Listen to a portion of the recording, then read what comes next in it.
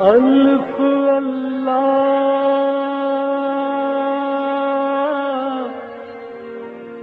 چمبے دی بوٹی میرے من وچ مرشد لائی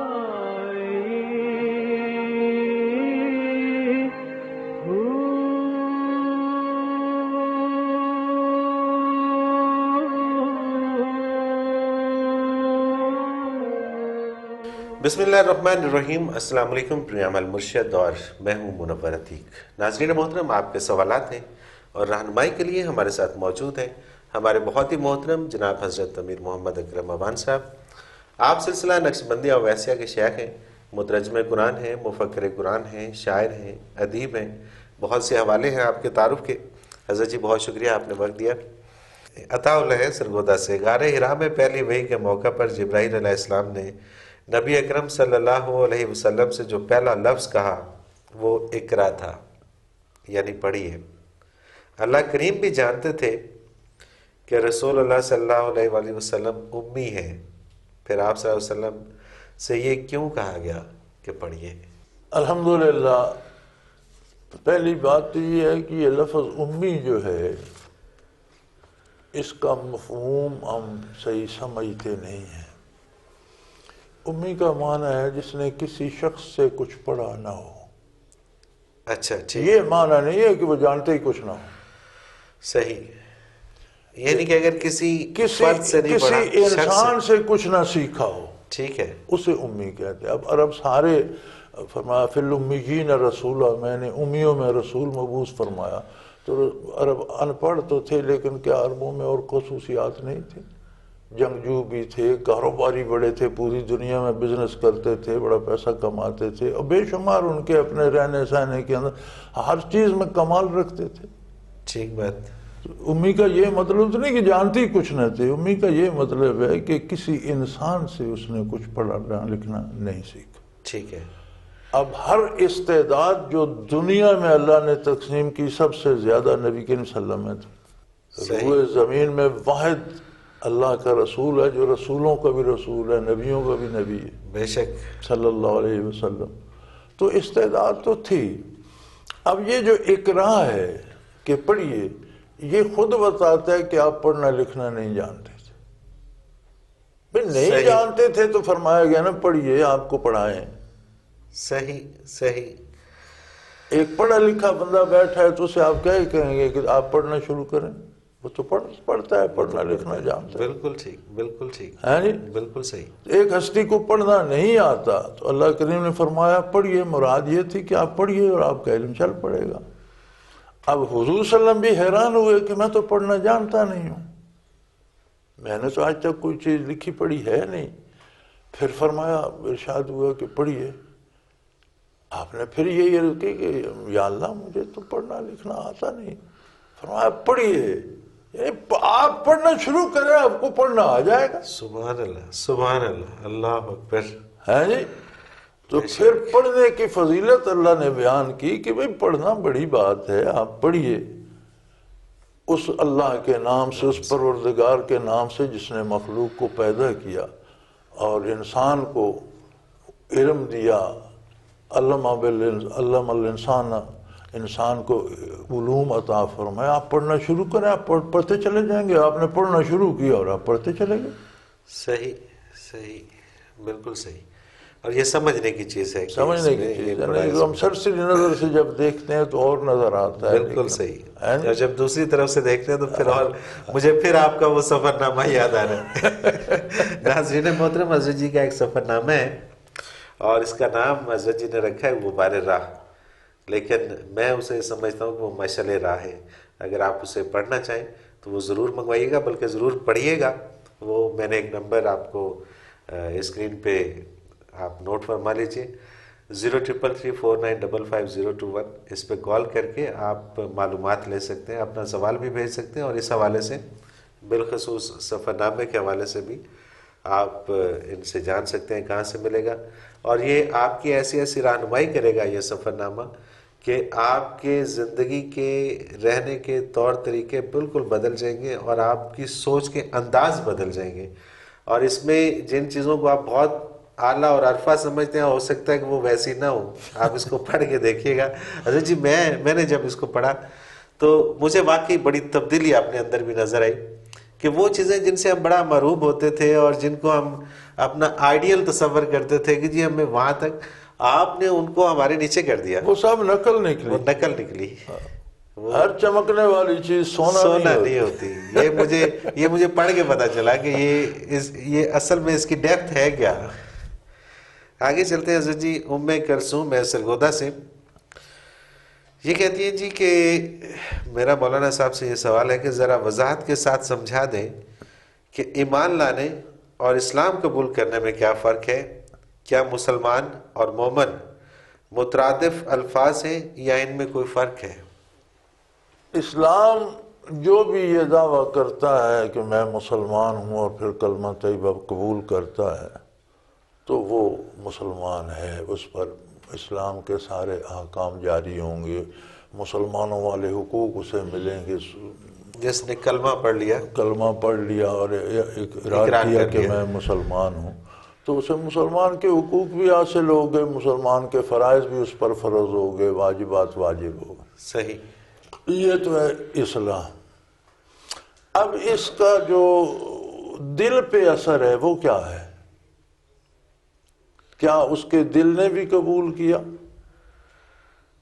یعنی ایک زبان سے اقرار کرنا، ایک دل سے دل سے تسلیم کرنا. اگر دل قبول کرتا ہے تو پھر وہ رسماً نہیں، سارے جو اسلامی فرائض بجا لاتا ہے وہ دل سے بجا لاتا ہے. صحیح. پھر وہ مومن ہو گیا. ٹھیک. یعنی دل بھی جب ساتھ دے تو مومن ہو گیا. زبانی اقرار کرے تو مسلمان تو ہے. دنیا میں تو اس پہ اسلامی احکام ہوں گے، قبر میں جائے گا تو بھید کھلے گا کہ بھئی تم نے تو داؤ لگایا ہوا تھا کسی اور مقصد سے. جیسے مکہ مکرمہ میں کوئی منافق نہیں تھا، مسلمان چونکہ زیر عتاب تھے. جب حضور مدینہ منورہ تشریف لائے، اسلامی ریاست بنی تو ایک طبقہ منافقوں کا بھی پیدا ہو گیا جو دنیاوی مفاد کے لیے کلمہ بھی پڑھ لیا، نمازیں بھی حضور کی اقتداء میں پڑھتے تھے، سارے اسلامی ارکان ادا کرتے تھے، لیکن تھے منافق. صحیح. تو جنت میں صرف مومن جائیں گے، مومن جائیں، مسلمان نہیں جائیں گے؟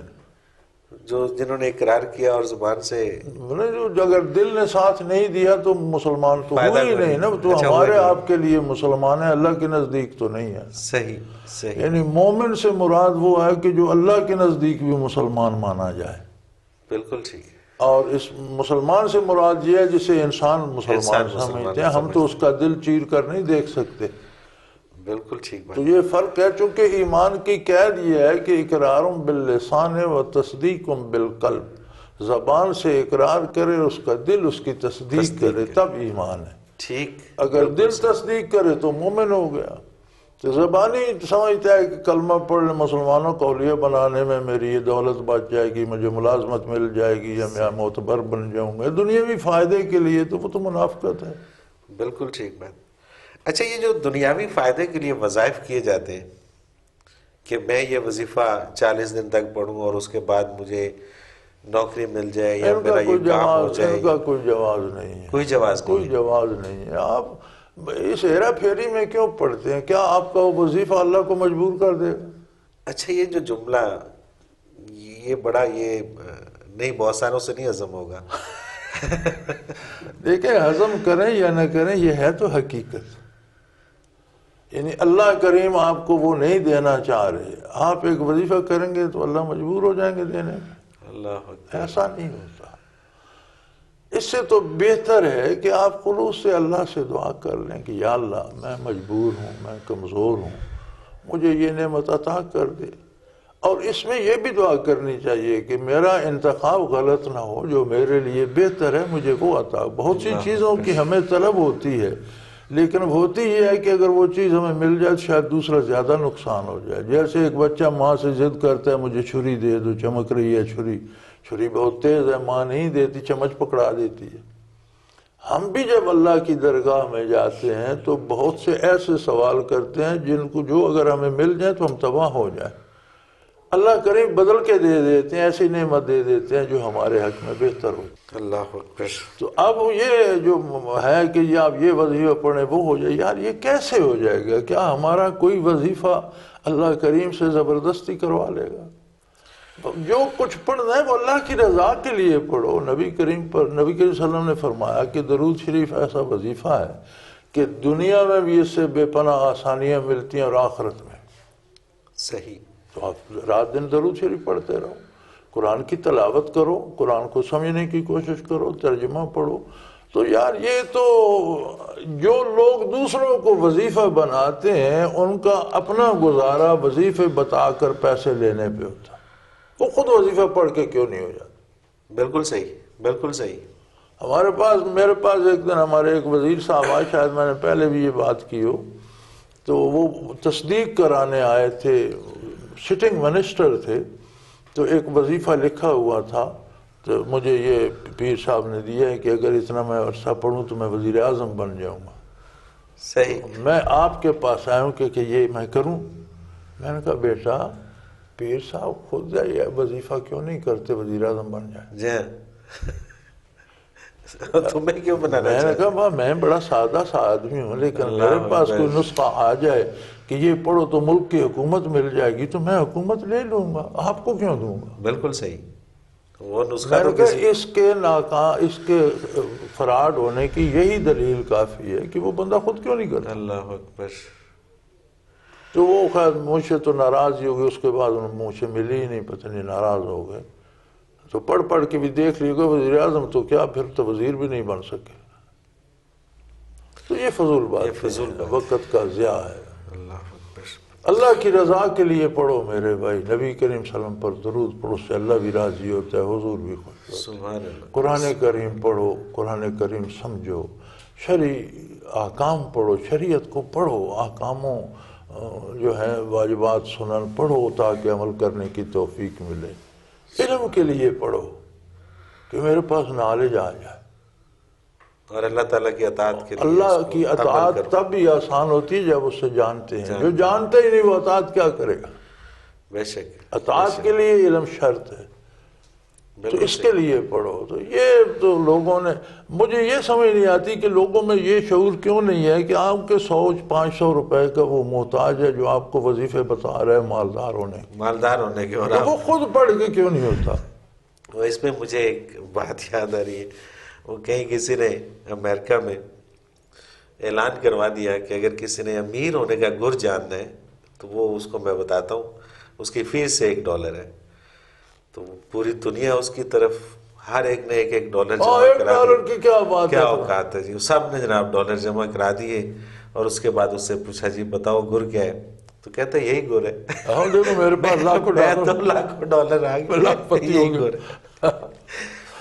حضرت جی عبدالحکیم ہے کوئٹہ سے، یہ کہتے ہیں کہ اللہ کریم کی ذات کو دوام ہے اور روح انسانی بھی ہمیشہ کے لیے ہے، تو اس طرح کیا روح کو ذات باری سے مطابقت نہیں ہو جاتی کہ دونوں کو دوام ہے؟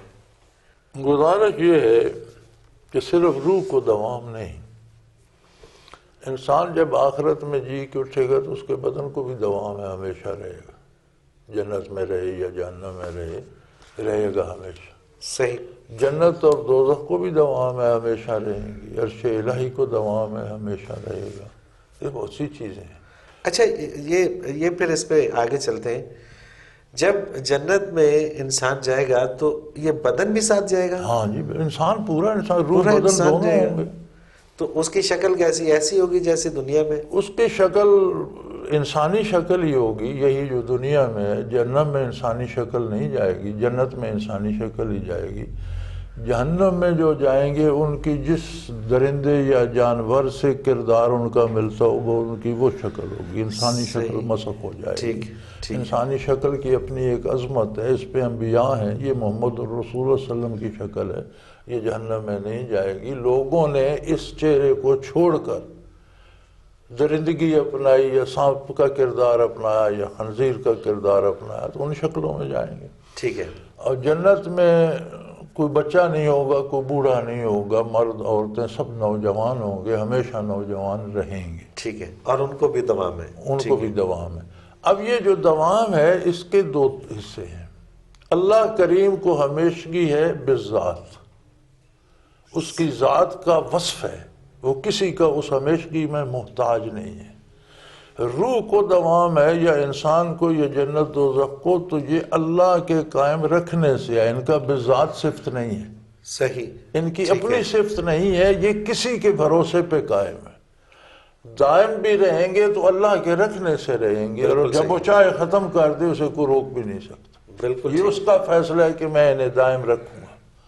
ٹھیک. اللہ کسی کے امداد سے قائم نہیں ہے، اللہ کی صفت ذاتی ہے، وہ اپنی ذات میں ہمیشہ سے ہمیشہ رہے گا. یہ نہیں کہ ہمیشہ رہے گا، ہمیشہ سے ہے. کچھ بھی نہیں تھا تو وہ تھا، کچھ نہیں رہے گا تو بھی وہ رہے گا. بے شک. اس کی ذات کا وصف ہے دوام، وہ بذات قائم ہے، باقی جس چیز کو وہ قائم رکھے گا وہ قائم رہے گی. سبحان اللہ. اس لیے مماثلت کا تو سوال ہی پیدا نہیں ہوتا. خالق اور مخلوق میں کیا مماثلت؟ ممکن ہی نہیں ہے. حضرت جی ایک مختصر سا وقفہ لیتے ہیں. ناظرین محترم، اگر آپ بھی اس پروگرام میں شامل ہونا چاہیں، اپنا کوئی سوال بھیجنا چاہیں، تو اسکرین پہ ہمارا ایک نمبر بار بار اوپرتا ہے، نوٹ فرما لیجیے 03334955-021. اور اسی طرح سے اگر ہمیں اپنا کوئی سوال ای میل کے ذریعے بھیجنا چاہیں تو ای میل ایڈریس نوٹ کر لیجیے questions@almurshid.tv. اس پہ آپ ہمیں اپنا سوال بھیج سکتے ہیں. ایک مختصر سا کمرشل بریک، اس کے بعد حاضر ہوتے ہیں. ہمارے ساتھ رہیے گا.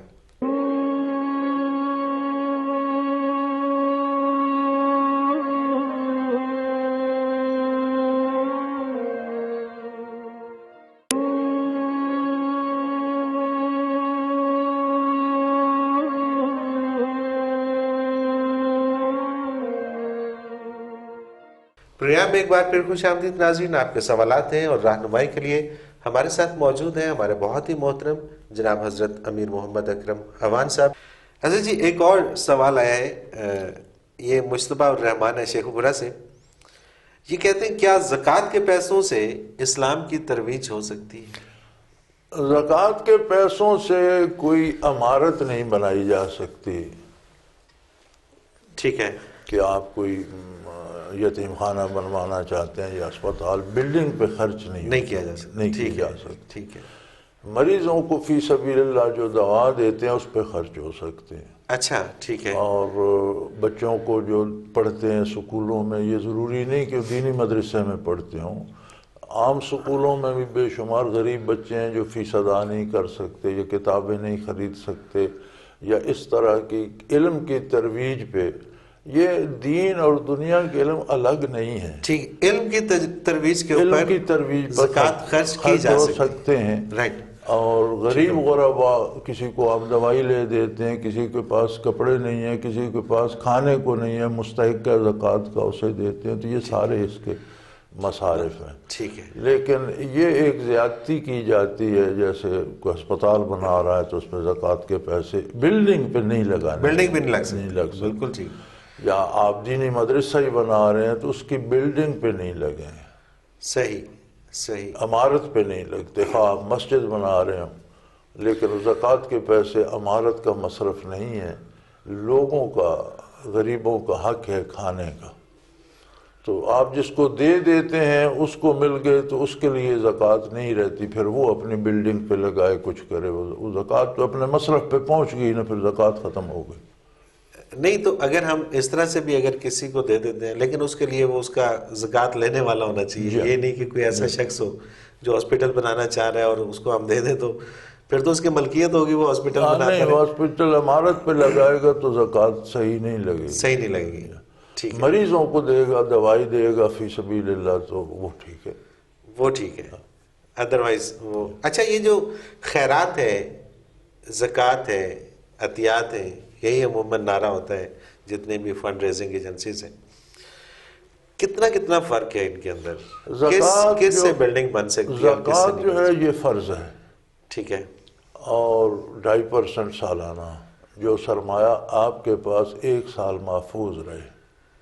ٹھیک ہے. آپ کی ضرورت سے زائد جو سرمایہ آپ کے پاس پڑا ہے، سونے کی شکل میں ہے، چاندی کی شکل میں ہے، ڈائمنڈ کی شکل میں ہے، یا نوٹوں کی شکل میں، تو 1 سال بعد اس پر 2.5% آپ کو دینا پڑتا ہے. زکوٰۃ صرف مسلمان مستحقین پہ لگتی ہے، ٹھیک ہے. غیر مسلم کو آپ نہیں دے نہیں سکتے، دے سکتے، یہ ٹھیک صرف مسلمانوں کا حق ہے. اور وہ محتاج جتنے بھی ہیں، غریب، مسکین، قیدی، مسافر خواہ امیر بھی ہو گھر میں، سفر میں، وہ زکوٰۃ کا مستحق ہوتا ہے. اچھا، اگر اس کے پاس کرایہ کم ہو گیا ہے یا کوئی ایسی اسے مصیبت آ گئی ہے تو اسے آپ دے سکتے ہیں. ٹھیک. اور اسی طرح غریب مساکین جو ہیں، لیکن اس سے امارت نہیں بنا جا سکتی، لوگوں کی ضروریات، دوسری ضروریات اچھا، یہ جو پہ کام ہے. زکوٰۃ ہے جس میں آپ نے فرمایا کہ جو ضرورت سے زیادہ ہو، اب گولڈ کا ایک سیٹ ہے جو جس کی ضرورت ہے کہ وہ شادی بیاہ کے فنکشن پہ پہنا جاتا ہے. گولڈ کسی صورت میں بھی ہے، گولڈ ایک سرمایہ ہے، اس پہ ٹھیک ہے. زکوٰۃ ہوگی، صحیح. اس پہ زکوٰۃ ہوگی. اور جس میں انسان رہتا ہے گھر میں اس پہ نہیں ہوگی. جس گاڑی جو استعمال کرتے ہیں، استعمال کی چیزوں پہ نہیں ہوگی. لیکن گولڈ عام استعمال کی چیز نہیں ہے. گولڈ ایک سرمایہ کے طور پہ رکھا جاتا ہے، کبھی کبھی شادی بیاہ پہ پہن لیا، ورنہ بیسیکلی گولڈ سرمایہ کر کے رکھا جاتا ہے. صحیح. اس پہ ہوگی، اور اس پہ بھی وہ اس کا معیار ہے 7.5 تولے ہوگا تو اس پر ہوگی، یا اس سے زیادہ ہوگا تو پھر ہوگی. اس سے کم ہوگا تو نہیں. اور یہ جو صدقات ہیں، صدقات جو ہیں اور عطیات جو ہیں، اس میں مسلم نان مسلم کی قید نہیں ہے. یہ ہر غریب کو دیے جا سکتے ہیں، نان مسلم کو بھی آپ دے سکتے ہیں، غریب مسکین کو، ہر ایک کو دے سکتے ہیں. اور صدقے سے تو کہتے ہیں بلائیں ٹلتی ہیں. اس کے صدقہ اچھی بات ہے، اللہ کے قرب کا صدقہ ہو گیا یا خیرات. ایک صدقہ خیرات ایک ہی چیز ہے. عطیات بھی از قسم صدقات ہی ہوتے ہیں. ٹھیک ہے. کوئی عطیہ جو دیتا ہے تو اس کا نام عطیہ رکھ دیا ہے تو وہ بھی صدقہ ہی. وہ بھی صدقے. تو صدقہ جو ہے یہ ہر آدمی کو، یعنی پورے لوگ اس کے مستحق ہیں. اس میں مسلم نان مسلم کی قید نہیں ہے. جو بھی غریب مسکین ضرورت مند ہو، یا اس صدقے کی رقم سے عمارت بنائیں یا کوئی کریں، یتیم خانہ بنا دیں، تو اس پہ قید نہیں ہے. ٹھیک ہے. زکوٰۃ کی رقم عمارت پہ نہیں لگے گی، کھانے پینے، دواؤں، تعلیم پہ خرچ ہو سکتی ہے. حضرت جی، نام نہیں لکھا، سوال پہلے بھی کئی دفعہ ہمارے پروگرام میں ڈسکس ہو چکا ہے. نماز میں توجہ بھٹک جاتی ہے، ایسا کیوں ہوتا ہے؟ دیکھیں، نماز میں 2 طرح سے ہے. نبی کریم صلی اللہ علیہ وآلہ وسلم نے فرمایا کہ نماز میں جو خیالات آتے ہیں اور ان کو رد کیا جائے اور توجہ نماز کی طرف کی جائے تو اس میں جہاد کا ثواب ملتا ہے. سبحان اللہ. یہ زیادہ ثواب ہے. سبحان اللہ. کیونکہ آپ اکیلے نہیں ہیں، آپ کے ساتھ نفس بھی ہے اور شیطان بھی کوشش کر رہا ہے، اور وہ آپ کو بھٹکانے کی، خیال ڈالنے کی کوشش کرتا ہے. تو اس میں بڑی نازک سی بات یہ ہے کہ خیال لانا اور بات ہے، خیالات کا آنا اور بات ہے. ٹھیک بات. یعنی آپ از خود اپنا کوئی پرابلم سوچنا شروع کر دیتے ہیں تو اس کا تو کوئی علاج نہیں. یہ تو آپ کو نہیں کرنا چاہیے. دنیاوی مسائل ہیں، کہیں سے پیسے لینے ہیں، کہیں دینے ہیں، کسی کے ساتھ لڑائی جھگڑا ہے، کسی کے ساتھ صلح، تو آپ از خود اسے سوچنا شروع کر دیتے ہیں تو یہ حرام ہے، نماز ٹوٹ جائے گی. آپ سوچے بغیر جو خیالات آتے ہیں وہ شیطان القاء کرتے ہیں، ان کا رد کرنے سے جہاد کا ثواب ملتا ہے. بالکل ٹھیک. اور اس کا ایک طریقہ علماء کہ یہ فرماتے ہیں کہ آپ کم از کم نماز کے سورہ فاتحہ کے یہ جو کل شریف پڑھتے ہیں یا تیات، کم از کم اس کے معنی یاد کر لیں. اور جب آپ نماز پڑھ رہے ہیں تو ان معنی پہ غور کرتے جائیں تو ذہن انسانی 2 طرف نہیں جاتا. ایک وقت میں ایک چیز سوچتا ہے، باوجود اپنی ساری وسعت کے ایک وقت میں 2 باتوں پہ توجہ نہیں کرتا. آپ معنی سوچ رہے ہوں گے، میں اللہ کریم سے یہ عرض کر رہا ہوں، یہ عرض کر رہا ہوں، تو دوسری طرف نہیں بھٹکیں گے. تو اس کا مطلب پھر یہ ہوا حضرت جی کہ جن کی یہ لینگویج ہے، جن کی یہ زبان ہے، ان کو خیالات نہیں آتے؟ نہیں، خیالات شیطان القاء بھی کرتا ہے، اس کا رد کرنا پڑتا ہے. از خود زیادہ خیال سوچنا بھی شروع، وہ بھی تو انسان ہے نا. صحیح. لیکن یہ سپورٹ ہوتی ہے کہ آپ اپنی توجہ اس پہ مرکوز کر لیں کہ میں اللہ کریم سے، کہ اب آپ ہائی کورٹ میں جاتے ہیں، جو بیان دے رہے ہوتے ہیں، کوئی خیال آتا ہے؟ ساری توجہ ادھر ہی ہوتی ہے. ساری توجہ ادھر، چونکہ آپ کو احساس ہوتا ہے کہ میں ایک جسٹس کے سامنے کھڑا ہوں، وہ میری بات سن رہا ہے کہ نہیں. بالکل صحیح. اگر یہ احساس زندہ ہو جائے کہ میں رب العالمین کے سامنے کھڑا ہوں تو خیالات رفع ہو جاتے، رفع ہونا شروع ہو جاتا. بالکل ٹھیک بات. ریحان اختر لاہور سے دعا کے لیے انہوں نے یہ کہتے ہیں کہ جی 1 سال سے زیادہ عرصہ بیت چکا ہے، جاب لیس ہوں، انٹرویو دیے مگر نوکری نہیں ملی، اور کمپنی ڈاؤن سائزنگ کی وجہ سے مجھے نکال دیا گیا تھا، اور میرے جیسے اور بھی کئی ان کے لیے دعا فرما تو دیجیے۔ ضرور کرتے ہیں، اللہ سب کی مشکلیں آسان کرے، لیکن میرا ایک مشورہ بھی ہے۔ ہمارے ہاں یہ رواج ہے کہ ہم جو کوالیفیکیشن ہمارے پاس ہوتی ہے تو ہم چاہتے ہیں کہ اسی کی جاب ملے، اور صحیح۔ جب تک نہ ملے ہم فارغ بیٹھے رہتے ہیں۔ یہ طریقہ صحیح نہیں ہے۔ اچھی جاب نہیں مل رہی، تھوڑے پیسوں والی مل رہی ہے، وہ کر لیں، وہ نہیں ہو سکتا کوئی کام شروع کر دیں، کچھ تو کرتے رہیں، کچھ تو آتا رہے گا۔ بالکل صحیح۔ جب اس آپ نے جتنی آپ کی کوالیفیکیشن ہے اس کے مطابق جب جاب ملی تو جاب کر لینا، کر لیں، بالکل۔ تب تک فارغ کیوں بیٹھتے ہو؟ کچھ تو کرو، بالکل صحیح۔ 4 بچوں کو ٹیوشن پڑھانا ہی شروع کر دو، بہت سارے کام ہیں، اگر بہت کرنا سارے چاہیں کام تو ہیں بہت جو سارے آپ کو، کام۔ بلکہ میرا خیال ہے یہ ٹیوشن والا کام سب سے پیئنگ بزنس ہے، جی ہاں۔ اور شاید آپ اگر یہ شروع کر دیں تو ممکن ہے آپ جاب تلاش ہی نہ کریں۔ بالکل ایسے ہی ہے، بالکل ایسے ہی۔ اور بہت سے کام ہیں، اور یہ بالکل ہو سکتا ہے کہ آپ بازار سے جا کر، مارکیٹ سے جا کر 10 جوڑے جرابوں کے خرید لاتے ہیں، اپنے محلے میں آ کر بیچتے ہیں تو آپ کو 10 روپے تو بچا ہی جائیں، آرام سے، آرام سے۔ کہ نہیں؟ تو چھوٹی چھوٹی انویسٹمنٹ سے بڑے بڑے کچھ نہ کچھ کرتے رہنا چاہیے۔ اگر اچھی جاب مل گئی تو جاب کا، ہمارے ہاں مصیبت یہ ہے کہ ہر بندہ فارغ بیٹھے، جی مجھے وہ جاب ملے گی تو کروں گا، صحیح بات ہے۔ تو یہ نہیں کرنا چاہیے۔ اللہ کرے آپ کو اچھی جاب مل جائے، لیکن تب تک کچھ نہ کچھ شروع کر دیں۔ بالکل صحیح، بالکل صحیح۔ فائزہ رفیع لاہور سے، بے شک کان، آنکھ اور دل ان سب سے ضرور باز پرس ہوگی، دل سے باز پرس کا کیا عالم ہوگا؟ یہ آنکھ، کان، ناک جو ہیں یہ بھی دل کے محتاج ہیں۔ جب دل بگڑتا ہے تو یہ بگڑ جاتے ہیں، تو جب ان سے باز پرس ہوگی تو ریزن بھی تو پوچھا جائے گا کہ تمہیں کس نے بگاڑا۔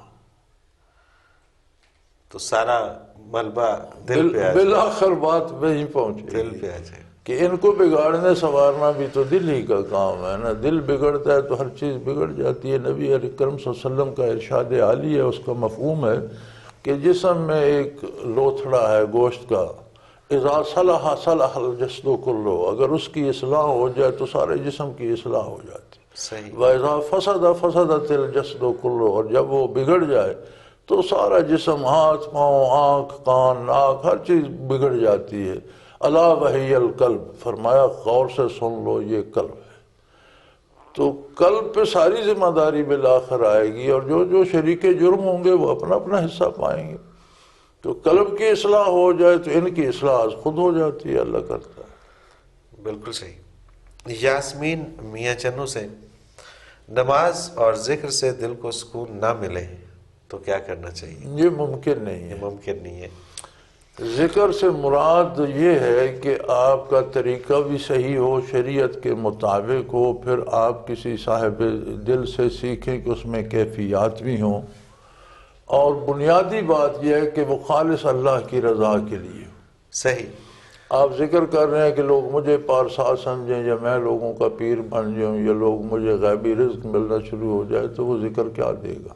بالکل ٹھیک ہے۔ ذکر جب ذکر ہوگا تو ممکن نہیں ہے کہ سکون قلب نہ ہو، چونکہ قرآن کریم میں اللہ کریم نے فرمایا الا بذکر اللہ تطمئن القلوب، اچھی طرح سن لو، اللہ کے ذکر سے دلوں کو سکون ملتا ہے۔ بے شک۔ اور اب ظاہر ہے کہ جو ذکر ہم کرتے ہیں وہ ذکر نہیں ہے، یعنی ہم جو دوائی کھا رہے ہیں وہ خالص نہیں وہ خالص نہیں ہے، یہ بات ہے۔ ادروائز اللہ تعالیٰ اللہ کے ذکر سے سکون لازمی ہے۔ لازمی۔ اور ایک اور بات بڑی مزے کی علماء نے لکھی ہے کہ ذکر اگر آپ کو فائدہ نہیں دے رہا تو آپ کے کرنے میں کوئی نقص ہے، آپ ان نقص کی اصلاح کی فکر کریں اور ذکر کرتے رہیں، بالآخر کامیاب ہو جائیں۔ سبحان اللہ۔ یعنی یہ واحد ہے کہ اگر نماز آپ منافقت سے پڑھتے ہیں تو کچھ نہیں ملتا، روزہ آپ منافقانہ رکھتے ہیں کچھ نہیں ملتا، لیکن ذکر منافقت سے بھی کریں، کرتے رہیں تو یہ وہ فرماتے ہیں یہ صابن ہے، آپ بے دھیانی سے بھی ملتے رہیں تو میل کاٹتا رہے گا، ایک دن وہ جامہ صاف ہو جائے گا۔ بالکل ٹھیک بات۔ تو آپ اسے کرتے ہیں نا، اگر ریا سے بھی تو بالآخر اس میں خلوص آ جاتا ہے، ذکر چھوڑے نہیں کرتے. سبحان اللہ، سبحان اللہ. اور یہ آخری، یہی پہلا اور آخری علاج ہے دل کا. جب قرآن نے فیصلہ دے دیا الا بذکر اللہ تطمئن القلوب، اب یہ جملہ الا سے، الا کا معنی ہوتا ہے خوب غور سے اچھی طرح سن لو، یہ نشین کر لو، سبحان اللہ. کوئی تمہیں اس میں شبہ شک نہ رہے. الا کا مطلب ہوتا ہے کہ خوب اچھی طرح ذہن نشین کر لو، اللہ کے ذکر سے دلوں کو سکون ملتا ہے. اللہ اکبر. تو پھر کیسے ممکن ہے کہ نہ کیسے پھر ہمارے ممکن ہے کہ ذکر میں جسے ہم ذکر سمجھتے ہیں وہ ذکر نہیں ہے، ذکر نہیں ہوگا، وہ دکھاوا ہوگا. ہم نقلی دوائی کھا رہے ہیں. نقلی دوائی کھا رہے ہیں یا دوائی جس سے لے رہے ہیں وہ نقلی ہو نقلی سکتا ہے. بالکل ٹھیک حضرت جی، اس کے ساتھ ہی پروگرام کا وقت اپنے اختتام کو پہنچا.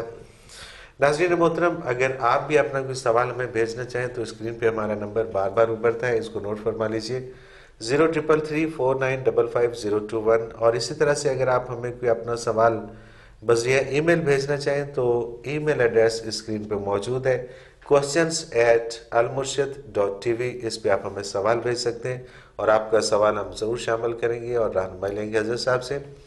آخر میں جاتے جاتے حضرت جی کی کتاب نقوش حق سے اقتباس ہے، عبادات سے ضروری معاملات ہیں. معاملات میں اگر درستگی نہیں آئے گی تو عبادات کا کوئی اعتبار نہیں ہوگا. آپ بغیر گارے مسالے کے اینٹیں جوڑتے رہیں، جتنی بھی اونچی دیوار لے جائیں، ایک دھکا دیں گے ساری دیوار گر جائے گی. جو مسالہ اس میں لگانا ہے وہ روز مرہ کے معاملات درستگی کے ساتھ کرنا ہے. اس کے ساتھ ہی منورتی کو اجازت دیجیے. اللہ حافظ. لا